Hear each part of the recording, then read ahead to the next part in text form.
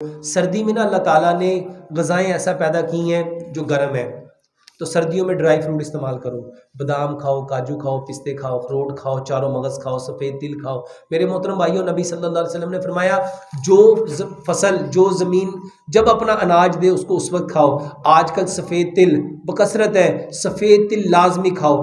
گڑ آیا ہے، گڑ، یہ ساری چیزیں جو میں نے بھی بتائی ہیں گڑ کے اندر ڈال کے اس کا وہ بنا لو جو بناتے ہیں آپ لوگ، گڑ کے اندر یہ ساری چیزوں کو ڈال کے اس کا وہ آپ بنا کے ایک اتنا سا پیس صبح کھاؤ، اتنا سا دوپہر کھاؤ، اتنا سا شام کو کھاؤ۔ اس کے ساتھ جتنے حلوہ جات ہیں، سردیوں میں گاجر کا حلوہ آ جاتا ہے، پیٹھے کا حلوہ آ جاتا ہے، دال کا حلوہ آ جاتا ہے، سوجی کا حلوہ آ جاتا ہے، میدے کا، یہ جتنے حلوہ جات ہیں میرے محترم بھائیوں یہ لو۔ اس کے ساتھ سردیوں میں میرے محترم بھائیوں مچھلیاں ہیں، مچھلی کا بکثرت استعمال کرو۔